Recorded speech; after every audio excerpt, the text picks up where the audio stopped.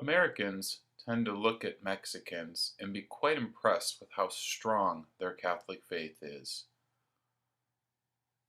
However, Americans don't realize, for the most part, that back in the 1920s, there were many, many Catholic Mexicans who were killed by the Mexican government. They did this because they refused to give up their Catholic faith. During the 1920s, the Mexican government was strongly opposed to Catholicism and would apprehend people and threaten to kill them if they didn't renounce their faith. So many people at that time died martyrs, meaning they were willing to die for their faith and refused to give it up. I've done 2 vlogs about Mexican people that are martyrs. Miguel Pro, who was a Catholic priest. The Mexican government killed him.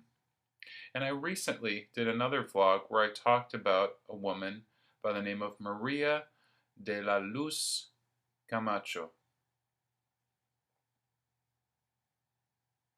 She is known for protecting a priest and children that were hiding in a church so that the people who were trying to burn the church down couldn't kill the priest and the children. Maria and other women stood barricade in front of the church and were gunned down. It's interesting to note that those 2, as well as many other Mexicans who died for their faith, right before they died, their last words would be, "Long live Christ the King." They said this because they really believed that whether they were killed or not, or oppressed for their Catholicism or for their faith, that God would triumph, that Christ was the King and ever powerful.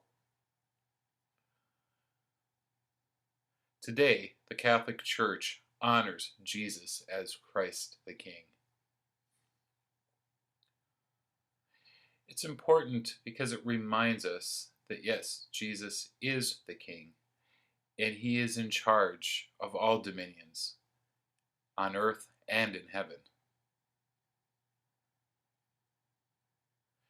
In our lives, when we experience difficult times or bad things that happen to us, we have to believe that yes, Jesus himself is the King of Kings and will triumph over evil, and it will get better.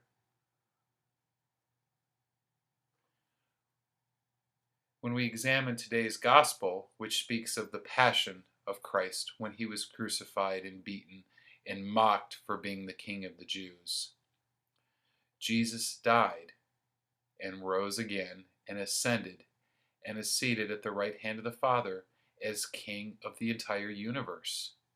Jesus again defeated evil and won.